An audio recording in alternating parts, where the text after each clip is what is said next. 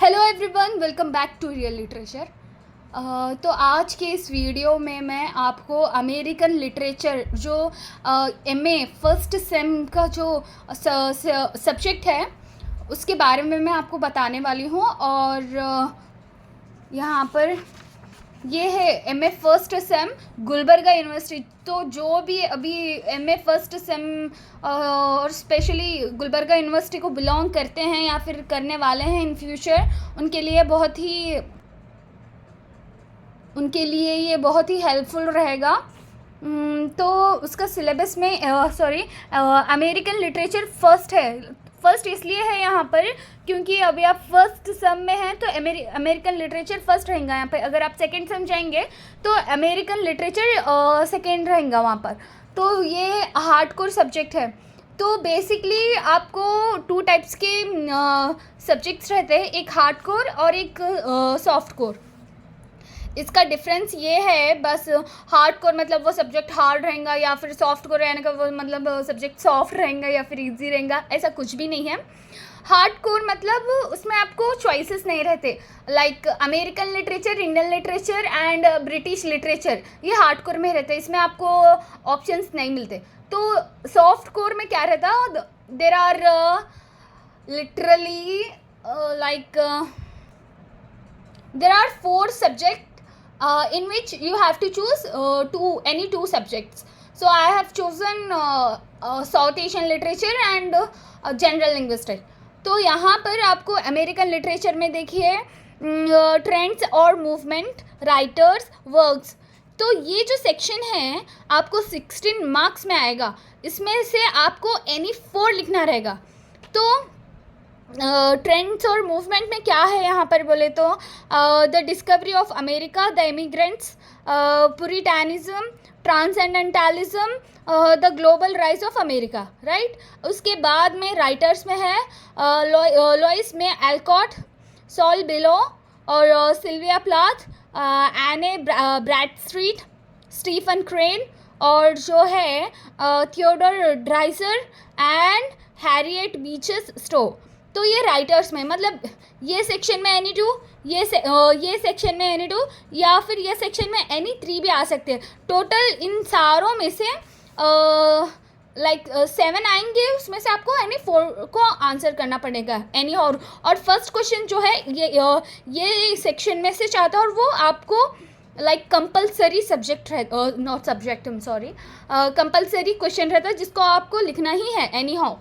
तो वर्क्स में क्या है यहाँ पर बोले तो to kill a mockingbird, the red badge of courage, ये वाला आया था the red badge of courage परसों के एग्जाम में जो लिखी मैं, और the grapes of wrath, call of the wild and Wieland 1798। और टेक्स्ट देखिए, टेक्स्ट कितने हैं यहाँ पर, 7 हैं। एनी 5 बोलकर यहाँ पर ऊपर लिखा है, लेकिन आपको एग्जाम्स में एनी 4 लिखना रहता। और एक क्वेश्चन जो मैं आपको अभी जस्ट बोली थी कि ये क्या बोलते हैं, शॉर्ट नोट्स रहते, शॉर्ट नोट्स में से आपको फर्स्ट क्वेश्चन कंपलसरी रहता। और यहाँ पर फर्स्ट टेक्स्ट किसकी है बोले तो एडगर एलन पो की है, द रेवन एंड एनाबेल ली। ये 2 पोएम्स हैं, द रेवन एक पोएम है, एनाबेल ली एक पोएम है। तो एडगर एलन पो की 2 पोएम्स पर एक क्वेश्चन आता। और नथानियल हॉथॉर्न का एक फिक्शन है द स्कारलेट लेटर, बहुत ही ज़बरदस्त है। और वॉल्ट विटमैन का ओ कैप्टन माय कैप्टन, ये तो मेरा सबसे फेवरेट पोएम थी। हमारे सर इतना अच्छा इसको एक्सप्लेन करे थे और इतनी हंसी आई थी हम सभी क्लासमेट्स को। और सॉन्ग ऑफ माई सेल्फ, ये वाली इतनी लेंदी है, मैं क्या बोलूँ आप लोगों को। इसमें ये एक पोएम है सॉन्ग ऑफ माई सेल्फ, लेकिन इसमें 52 सेक्शंस हैं, 52 इसमें मतलब 52 पोएम्स है, उसमें बहुत ही लेंदी है। लिटरली हमारे सर को 2 और 3 वीक्स लगे थे ये बोलने के लिए। एंड HD तोरू का ऑन इकोनॉमी है फ्रॉम वाल्डन, और यूजिन ओनील का दी हेरी एब है, ये वाला भी अच्छा है ड्रामा। और टोनी मॉरिसन का WS टाई, ये एक फिक्शन है। फिक्शन इन द सेंस काल्पनिक, जो खुद ही से क्रिएट कर कर लिखा रहता है ना, वो वाला। और अर्नेस्ट हेमिंगवे का the old man and the sea, ये तो इन सारों में से ये वाला मेरा बहुत फेवरेट है। इसकी मैं पर्टिकुलरली ये नॉवल भी जाकर मैं सपना बुक स्टॉल से ख़रीद कर भी लाई हूँ, ये गुलबर्गे से। और यहाँ पर आती है, तो हमारे सर जो थे, हमारे जो सर तो मैं कह रही हूँ वो एक प्रोफेसर हैं, डॉक्टर निंगन्ना सर। तो ओ कैप्टन माय कैप्टन, तो मैं आपको एक बार पोएम पढ़कर सुनाता हूँ इसमें। O captain my captain, our fearful trip is done. This ship has weathered every wreck. The prize we sought is won. The port is near, the bell I hear, the people all exulting, while follow eyes the steady kneel, the vessel grim and daring. But, oh heart, heart, heart, oh the bleeding drops of red, where on the deck my captain lies, fallen cold and dead. O captain, my captain, rise up and hear the bells, rise up for your the flag is flung for you, the bugle trills, for you buckets and ribbon wreaths, for you the shores a crowding, for you they call the swaying mass their eager faces. Here, captain, dear father, this arm beneath your head, it is some dream that on the deck you have fallen cold and dead. My captain does not answer. His lips are pale and still. My father does not feel my arm. He has no pulse nor will. This ship is anchored safe and sound, its voyage closed and done. From fearful trip, the victor ship comes in with object won. Exalt, O shores, and ring, O bells. But I, with mournful tread, walk the deck. My captain lies, fallen cold and dead. तो ये poem की सबसे ज़बरदस्त बात बोलने वाली हूँ, जो हमारे सर बोले थे मतलब पढ़े थे कि इसका जो ये जो टाइटल है, सर हमारे इतना फ़नी वे में पढ़े थे, वो आज भी याद है मेरे को। उससे मैं तो 2-3 वीक्स तो हंसते ही रही थी उसको याद करते करते। ओ कैप्टन माय कैप्टन, लाइक हम लोग ऐसा पढ़ते, लेकिन हमारे सर कैसा पढ़े थे इसको, ओ कैप्टन माय कैप्टन, ऐसा पढ़े थे। बहुत मज़ा आया था ये पोएम में। तो ठीक है, चलिए आगे बढ़ते हैं। अबाउट वॉल्ट विटमैन, जो ओ कैप्टन माय कैप्टन के जो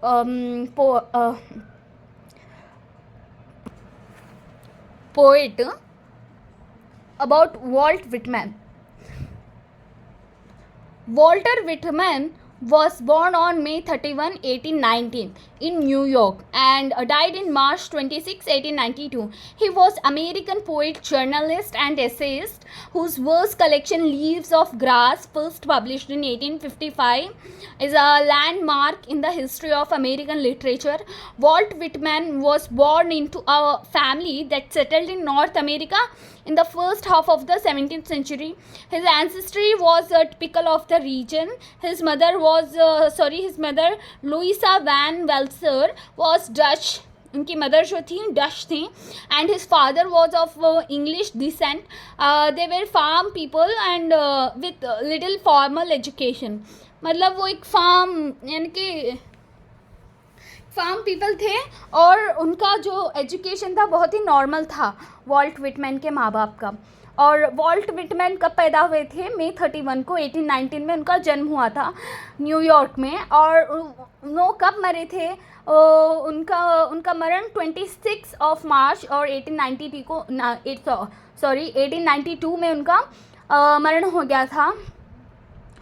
वॉल्ट विटमैन अमेरिकन पोएट थे, जर्नलिस्ट थे और एसेइस्ट भी थे. और आगे बढ़ते हुए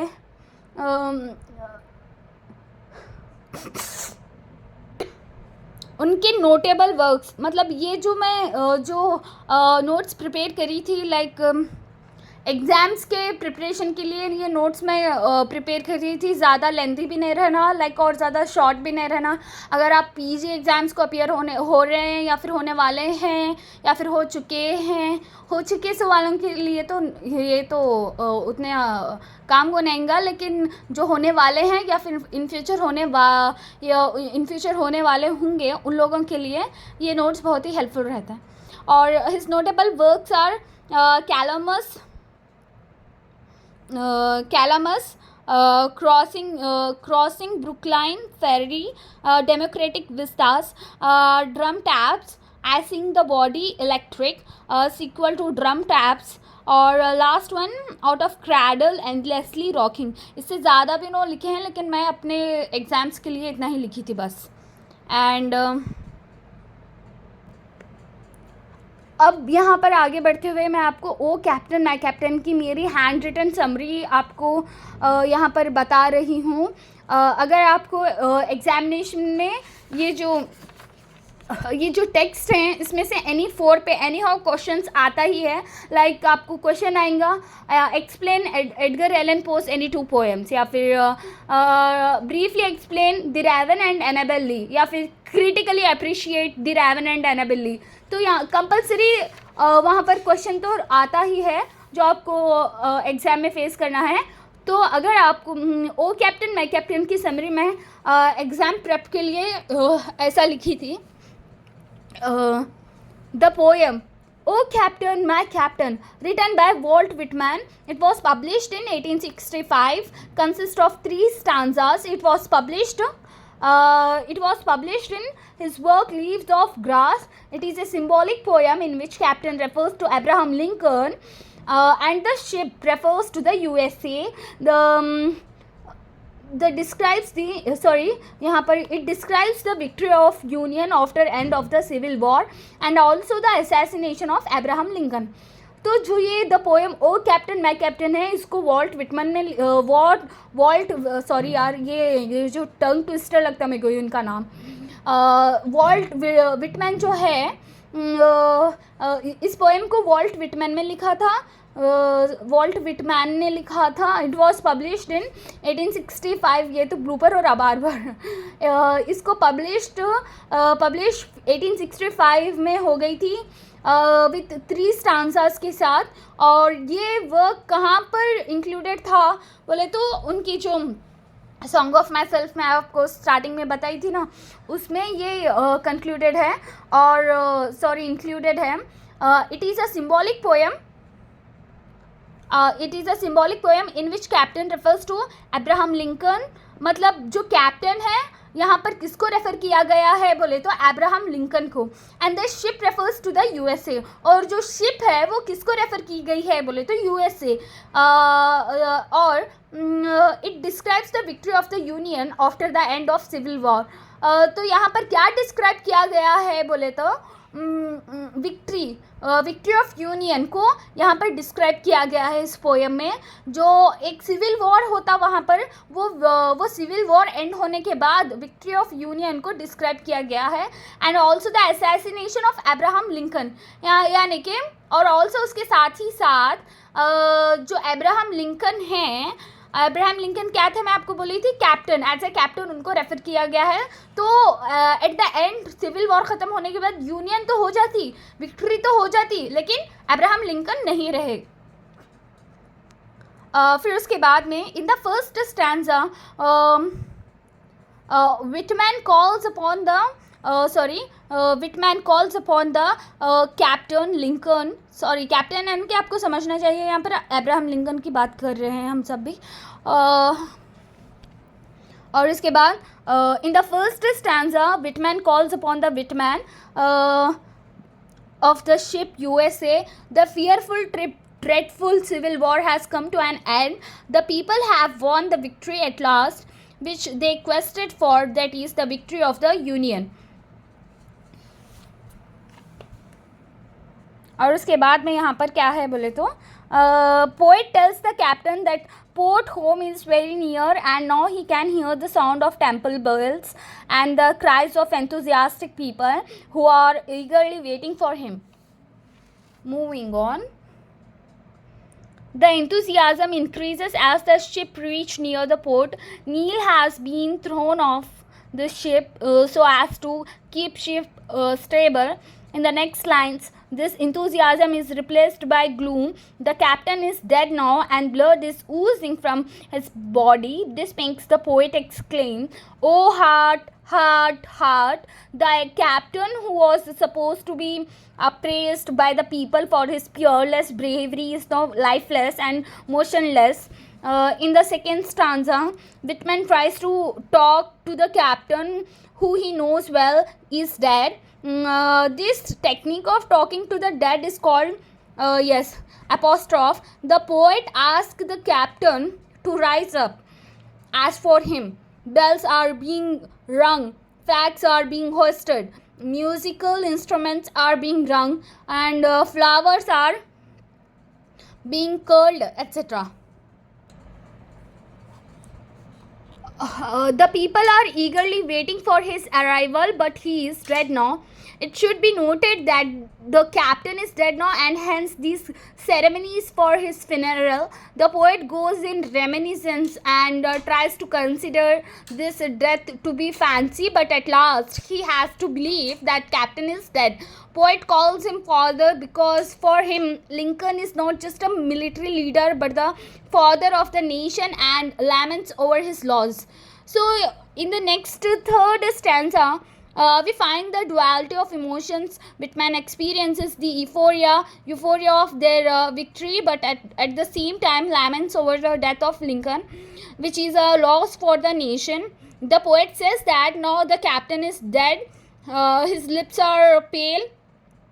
He can neither feel his arms of the poet nor his heart is beating. It is such a time when the ship has arrived. यानी कि शिप आ चुकी है एट इट्स डेस्टिनेशन. शिप अपनी डेस्टिनेशन को आ चुकी है, अराइव हो चुकी है.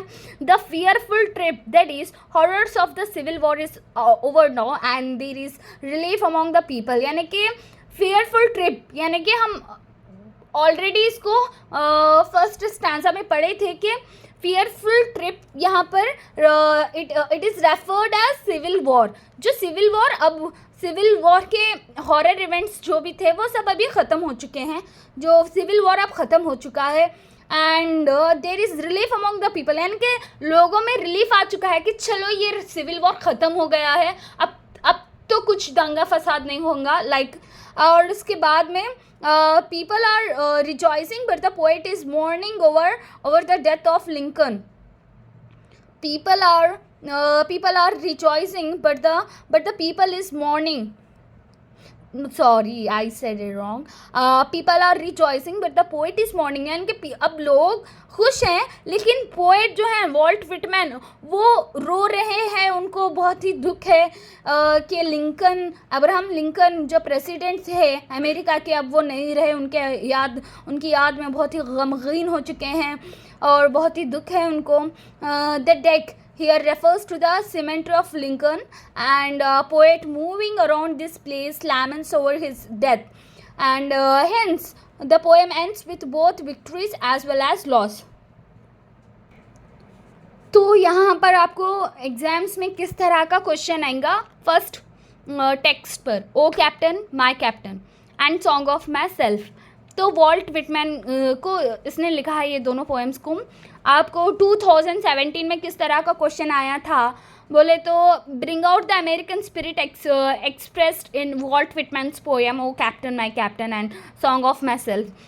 या फिर 2019 में किस तरह का क्वेश्चन आया था बोले तो, do you think song of my self is the most representative poem of Whitman. यानी कि सिर्फ एक ही पोएम पे क्वेश्चन आया था 2019 में. और उसके बाद comment on the themes of Walt Whitman's poem prescribed. यानी कि जो भी प्रिस्क्राइब किए हुए हैं वॉल्ट विटमैन के पोएम्स उस पर कमेंट कीजिए आप. और उसके बाद में describe 2 poems of Walt Whitman. मैं आपको स्टार्टिंग में बोली थी ना डिस्क्राइब 2 पोएम्स पे आएंगा बोलकर. तो उसके बाद में चलिए उसका इंट्रोडक्शन में कुछ, मतलब आपको इंट्रोडक्शन में बोथ पोएम्स का इंट्रो लिखना है. मैं इसको कुछ इस तरह से प्रिपेयर करी थी अपने एग्ज़ाम्स के वास्ते। परसों ही मैं एग्ज़ाम फेस करके आई, बहुत ही इजी गया मेरा पेपर। इजी इसलिए गया कि ऑलरेडी आता नहीं था, ऑफ कोर्स मैं बहुत सारी मेहनत करी थी, पढ़ी थी और नोट्स भी प्रिपेयर करी थी, किसी पे डिपेंड नहीं थी। चलिए बढ़ते हैं आगे। आंसर इंट्रोडक्शन में, O captain my captain is a symbolic poem in which captain refers to Abraham Lincoln and the ship refers to the USA. It describes the victory of the Union after the end of Civil War and also the assassination of Abraham Lincoln. This work was published in 1865. और रहा यहाँ पर song of myself का, देखिए Song of Myself is one of the best known and most influential poem. Walt Whitman had some radical ideas about America, democracy, spirituality, sexuality, nature and identity. The poem O Captain, My Captain has been categorized in form of elegy. Elegy का मतलब elegy का मतलब रहता है जो poem जो poem बहुत ही sad है, मतलब कोई पोएट अपने सैडनेस को एक्सप्रेस किए हैं, तो उस पोएम को हम कहते हैं elegy. Elegy, which is written by an outstanding representative democratic poet of America. The poem is written on the death of the former president of America, I told you already. And then Abraham Lincoln. The atmosphere of the poem is also very dark and gloomy. In the poem, the speaker is shouting out to his captain that they have finally made it back after a scary trip. They were on a ship that survived strong winds.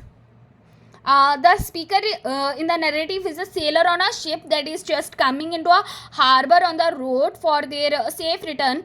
The sailor has just realized that the ship's captain is lying on the ship's deck bleeding and appears to be dead. Moving on, the main visual image of the poem is a celebration as a ship comes into its port. The image of the dead captain on the cold deck contrasts with the first scene in order to place emotional emphasis on his death. People are waiting with buckets and wreaths of flowers to welcome their dear captain, referencing to Lincoln. After the Civil War had ended, slavery was completely abolished from the United States. The captain is no more. The Civil War has ended, but the person who led the United States throughout this war and succeeded in pursuing the Union is no more. The poet doesn't feel the sweet taste of victory because since the hero is no more, with this the poem comes to an end. अब यहाँ पर आपको song of myself का भी mention करना है poem में, क्योंकि आपको 2 पोएम्स वॉल्ट विटमैन के दिए हैं कि उस पर आपको कमेंट करना है या फिर डिस्क्राइब करना है. तो in the poem Song of Myself, there are 3 important themes: the idea of the self, the identification of the self with other selves, and the poet's relationship with the elements of nature and the universe. Houses and rooms represent civilization, perfumes signify individual selves, and the atmosphere symbolizes the universal self. The self is conceived of as a spiritual entity which remains relatively permanent in and through the changing flux of ideas and experience which constitute its conscious life. Song of Myself is a good example of the stylistic features of Leaves of Grass. Whitman's style reflects his individualism. To Whitman, the self is both individual and universal. Man has an individual self, whereas the world or cosmos has a cosmic self. Throughout the poem, he has expressed his belief that all human beings are linked to a deathless unity and oneness with nature. Whitman had strong faith in transcendental love, which goes beyond every difference. The transcendental love hugs all forms of life and it goes beyond gender and sex. It is a celebration of all forms of life and work. According to the poet, the self is pure, perfect and unsustained. All the hardships and suffering of life could not affect him because soul is perfect, divine and immortal. Whereas body is bound to degeneration and decay. Conclusion. तो conclusion भी आपको लिखना बहुत important रहेगा. Without conclusion you will not able to achieve high scores. तो मैं conclusion इस तरह का लिखी हूँ. Therefore, the moral lesson of the poem is that victory comes with a prize. In conclusion, through the song of myself, Whitman employs a number of cunning remarks as well as symbolism to demonstrate that he is intricately relate to three concepts of death, the universe as well as life. तो इस तरह से हमारा जो answer था, describe two poems of Walt Whitman. तो आपको उसमें इंट्रो भी ऐड करना है, कंक्लूशन भी ऐड करना है और उसका डिस्क्रिप्शन भी. तो मैं होप करती हूँ कि आपको मेरे नोट्स काम आएंगे और आपको ये मेरी हैंड राइटिंग भी समझ में आ रही होंगी. अगर हैंड राइटिंग आपको समझ में आ रही तो रिप्लाई करिए कमेंट सेक्शन में, और कमेंट करिए, लाइक करिए, सब्सक्राइब करिए. और वीडियो प्लीज़, मैं स्टार्टिंग में बोलना भूल गई, वीडियो पूरा एंड तक देखिए. आप लोगों वीडियो देखते ही ना और सब्सक्राइब नहीं करते, सिर्फ आते हैं, नोट्स लेते, चले जाते बस, और कुछ भी नहीं. प्लीज़, मैं इतनी मेहनत से नोट्स बना रहा हूँ और प्लस मेरा टाइम निकाल कर ये वीडियो भी अपलोड कर रहा हूँ मैं. तो I hope you all like this video. Please subscribe, share, comment. Okay, bye.